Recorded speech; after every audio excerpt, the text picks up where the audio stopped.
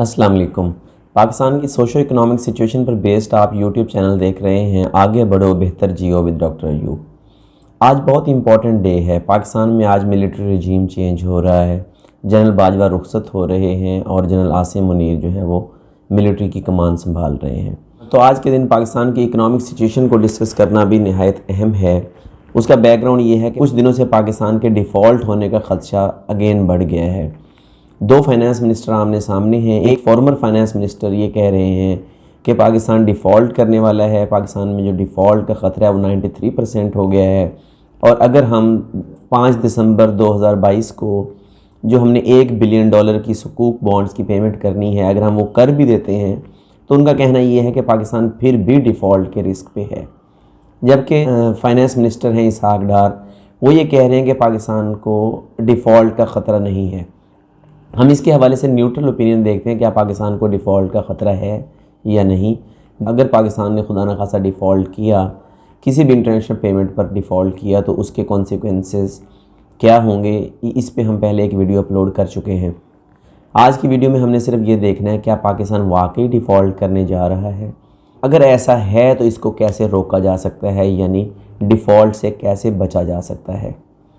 ये तो आप मेक श्योर कर लें कि पाकिस्तान ने 5 दिसंबर 2022 को $1 बिलियन की सुकूक बॉन्ड्स की पेमेंट करनी है। वो मेच्योर हो रहे हैं 5 दिसंबर को। इसके अलावा 2024 में भी $1 बिलियन की पेमेंट करनी होगी। 2025 में भी $1 बिलियन की हमने पेमेंट करनी है सुकूक बॉन्ड जो हमने इंटरनेशनल मार्केट में इशू किए हुए हैं।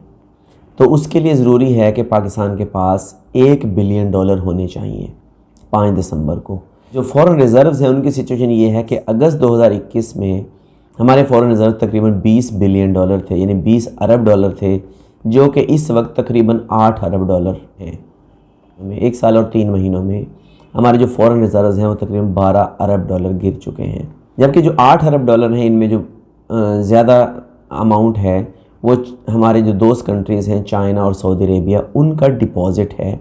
इसमें हमारी खुद की पेमेंट यानी पाकिस्तान की पेमेंट नहीं है। इस अमाउंट में से यानी फॉरेन रिज़र्व्स में से $1 बिलियन तो पे करना तकरीबन नामुमकिन है। जबकि हमें जो उम्मीद थी वो IMF की तरफ से, IMF ने न्यू स्टेटमेंट जारी की है कि 9th रिव्यू से पहले जो $7 बिलियन के प्रोग्राम पर बातचीत होती है उसका 9th रिव्यू है, तो उस रिव्यू से पहले पाकिस्तानी गवर्नमेंट को अपने एक्सपेंसेस कम करने हैं, तो फिर उस पर निगोशिएशन हो सकती है। अदरवाइज़ पाकिस्तान की किस्त एक दफ़ा फिर रोकी जा रही है। एक तरफ तो IMF ने 9th रिव्यू के लिए एक स्ट्रिक्ट कंडीशन लगा दी है कि पाकिस्तानी गवर्नमेंट को अपने एक्सपेंसेस कम करने हैं, यानी अपने अखराजात कम करने, अखराजात में कमी पर फोकस करना है। फिर मुज़ाकरात हो सकते हैं और मुज़ाकरात होने के बाद फिर ये हमें जो किस्त है वो कब जारी होगी इस पर कुछ कहा नहीं जा सकता।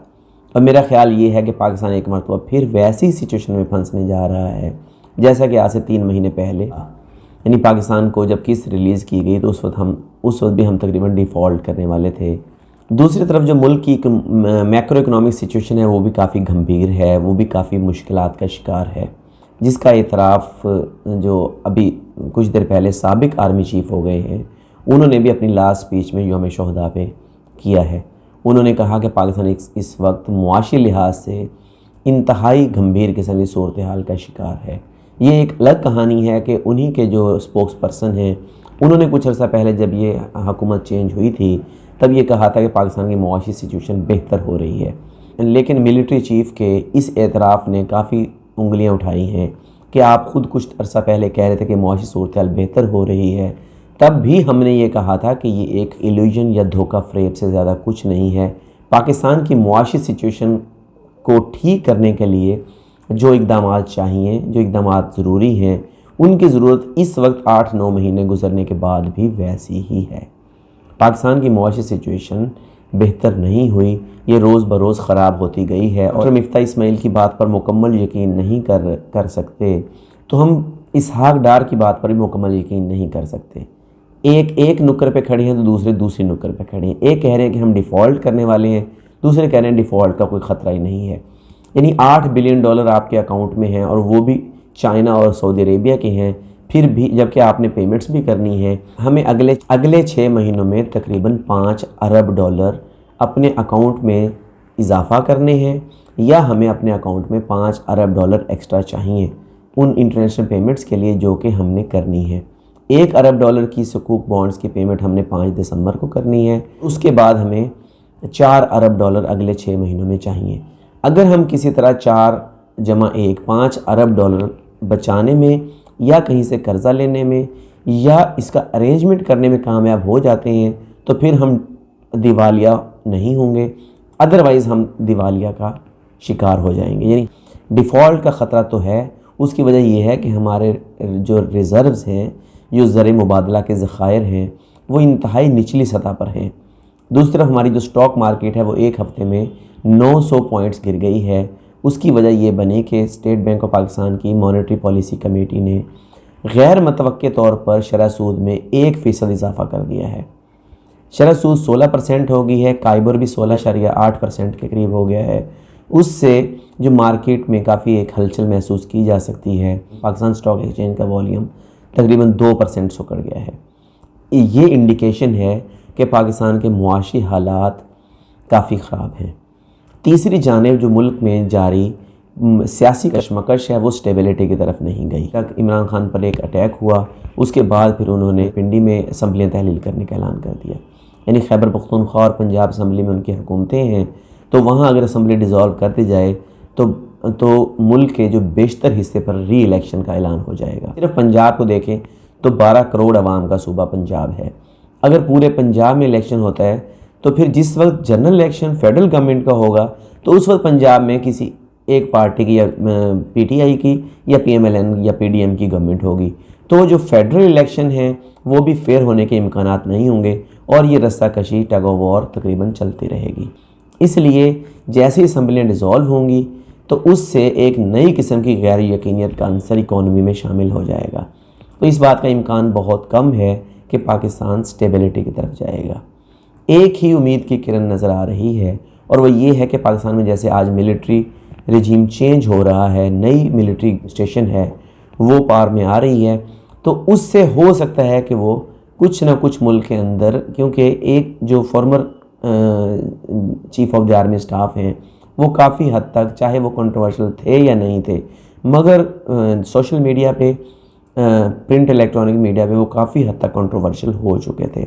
उनकी मौजूदगी में इस बात का इम्कान बहुत कम था कि मुल्क सियासी इस्तेहकाम की तरफ जाएगा। नए आर्मी चीफ ने आज चार्ज संभाल लिया है, तो हो सकता है कि मुल्क जो सियासी इस्तेहकाम की तरफ जाए, नए इलेक्शन की कोई डेट अनाउंस हो और उससे हो सकता है इंटरिम सेटअप बन जाए, यानी निगरान हुकूमत कायम हो जाए सूबों में और मरकज़ में। उससे ये हो सकता है कि मुल्क सियासी इस्तेहकाम की तरफ जाए। ये तो हमने तय कर लिया कि पाकिस्तान के दिवालिया होने की जो रेशो है, अगरचे जो इसका इंडिकेटर है क्रेडिट डिफ़ॉल्ट स्वाप यानी CDS, उन्होंने तो अलार्मिंग फ़िगर दिया है कि पाकिस्तान का जो डिफ़ॉल्ट की रेशो है, वो जो रिस्क है वो काफ़ी ज़्यादा है। लेकिन जैसे प्राइम मिनिस्टर टर्किया के विज़िट पे गए थे तो यकीनन उन्होंने वहाँ पर प्रेसिडेंट अर्दगान से हेल्प भी मांगी होगी कि पाकिस्तान को अर्जेंटली आपकी फ़ाइनेंशियल असिस्टेंस चाहिए। इससे पहले प्राइम मिनिस्टर या उनकी टीम कहीं भी गई है तो उनको फ़ाइनेंशियल असिस्टेंस नहीं मिली, तो इसलिए टर्किया से शायद इन्हें कोई फ़ाइनेंशियल असिस्टेंस मिले या IMF से अगर असिस्टेंस मिल जाए तो हो सकता है कि जो इमीडिएटली हमने पेमेंट्स करनी है हम वो पेमेंट्स कर सकें। अगर सिचुएशन बेहतरी की तरफ नहीं जाती, हमें कहीं से फ़ाइनेंशियल असिस्टेंस या माली मदद भी नहीं मिलती, मुल्क सियासी इस्तेहकाम की तरफ नहीं जाता, तो ये हालात आने वाले दिनों में और भी ख़राब हो जाएंगे। क्योंकि हमारी एक्सपोर्ट्स बढ़ने का नाम नहीं ले रही, हमारी इंपोर्ट्स हैं कि अगर कम हुई हैं तो उनसे फिर इंडस्ट्री का जो पहिया भी है वो भी चलना बंद हो गया है। क्योंकि अगर हम इंपोर्ट्स कम करते हैं तो इंपोर्ट्स में वो चीज़ें हैं जिनसे हमारी इंडस्ट्री का पहिया चलता है। अगर हम इंपोर्ट्स कम नहीं करते तो अदायगियों के पैसे नहीं हैं, और अगर हम इंपोर्ट्स कम करते हैं तो मुल्क में इंडस्ट्री ख़त्म होती है। तो एक ही ऑप्शन ले दे के हमारे पास बचता है कि हम जो सर्फ की अशिया पर हमारी इंपोर्ट्स हैं उनको कम किया जाए, उनमें काफ़ी हद तक कमी की जाए।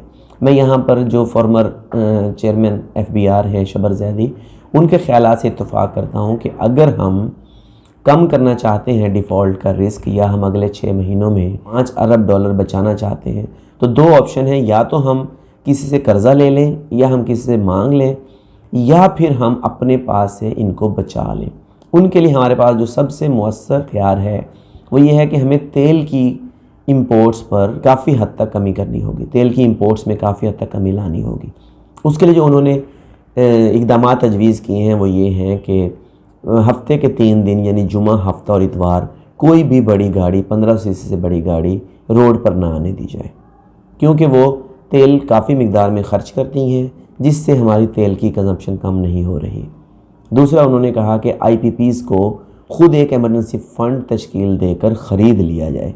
बिजली की जो पैदावार है उस पर हुकूमत अपना कंट्रोल करे, उनको अदायगियाँ जो हमने डॉलर की फॉर्म में करनी होती हैं उनको ना करनी पड़े। तीसरा ये है कि मार्केट्स को, जो बाज़ार हैं, उनको शाम को बंद किया जाए। उससे हम 3.5 अरब डॉलर की बचत कर सकते हैं। जो सबसे अहम है, IMF भी कह रहा है, वो ये कि हमारी हुकूमत को, चाहे वो सूबाई हुकूमतें हों या मरकज़ी हुकूमत हो, उनको किसी भी किस्म के बैरूनी दौरों पर इमरजेंसी तौर पर बंद कर देने चाहिए। हर वो एक्टिविटी ख़त्म कर देनी चाहिए जहाँ पर डॉलर ख़र्च होते हैं, बल्कि वर्चुअल मीटिंग्स के साथ या ऑनलाइन मीटिंग्स के साथ काम चलाया जाना चाहिए। दौरे करना, और चाहे वो वज़ीर ख़ारजा का हो या वज़ीर आज़म का हो या किसी भी हुकूमती सतह के अफराद का हो, उनको फ़ौरी तौर पर बंद कर देना चाहिए। इस तरह IMF की तजवीज़ पर अमल करके सरकारी अखराजात को रीज़नेबल हद तक कम करके हम मुआशी इस्तेहकाम पैदा कर सकते हैं। यानी 3.5 अरब डॉलर हम बिजली से बचाएँ, बिजली की कंजम्पशन से बचाएँ। तेल की दरामदात यानी पेट्रोलियम दरामदात हैं, उनमें कमी करना बेहद ज़रूरी है।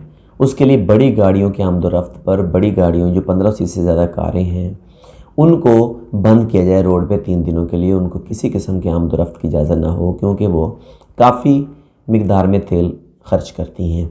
इसी तरह लोकल प्रोडक्शन को इनकरेज किया जाए। जिन अशिया सारफीन में यानी अशिया सर्फ में लोकल रॉ मटेरियल इस्तेमाल हो सकता है, उनको पाबंद किया जाए कि वो लोकल रॉ मटेरियल ही इस्तेमाल करें। यानी अशिया सर्फ के लिए इंपोर्टेड चीज़ों का रॉ मटेरियल बंद किया जाए। ये 4-5 पॉइंट्स ऐसे हैं जिनकी हेल्प से हम डिफ़ॉल्ट के यानी दिवालिया होने के रिस्क से बच सकते हैं।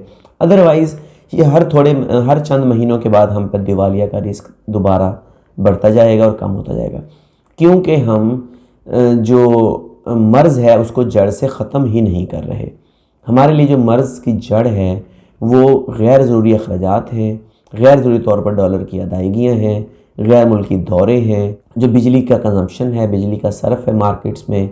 इसके अलावा जो पेट्रोलियम दरामदात हैं, इन चीज़ों के साथ हम अपना ज़र मुबादला बचा सकते हैं। अदरवाइज़ जब हमें इमदाद मिल जाती है कहीं से, या जब हमें कर्ज़ा मिल जाता है, तो हम अदायगियाँ कर देते हैं, डिफ़ॉल्ट के या दिवालिया के ख़तरे से बच जाते हैं। लेकिन जैसे ही अगली अदायगी आती है तो मुल्क में दिवालिया का ख़तरा फिर बढ़ जाता है। इसलिए इसको मुस्तकिल बुनियादों पर हल करने के लिए मुल्क में सियासी इस्तेहकाम के साथ साथ ये जो हमने इक़दाम तजवीज़ किए हैं, जिन्हें शब्बर ज़ैदी साहब ने भी एक प्रोग्राम में बताया है, तो इन पर अमल किया जाना चाहिए। और हुकूमत को मुल्क में एक इंटरिम सेटअप के तहत जो हुकूमत कायम हो, उन्हें मुल्क में एक इकनॉमिक एमरजेंसी लगाकर एनर्जी फ़ंड तश्कील देना चाहिए। उस एनर्जी फ़ंड के साथ जो IPPs हैं, जिनको हम कसीर मिकदार में अदायगियाँ करते हैं, उनको हमें ख़ुद ख़रीद लेना चाहिए। जो हमारा बिजली का घरेलू इस्तेमाल है उनमें कमी की जानी चाहिए। उम्मीद ये है कि आपको ये अंडरस्टैंडिंग हो गई होगी कि हम डिफ़ॉल्ट से कैसे बच सकते हैं और अगले 6 महीनों में हम 5 अरब डॉलर कैसे बचा सकते हैं। इन इक़दामात से ना सिर्फ हमारे ऊपर से दिवालिया का ख़तरा ख़त्म हो जाएगा, बल्कि आम आदमी की ज़िंदगी में भी, आम आदमी की मुआशी हालत भी बेहतर हो सकेगी, और हम सियासी इस्तेहकाम के साथ साथ कुछ मुआशी इस्तेहकाम की तरफ भी जाएंगे। वस्सलाम।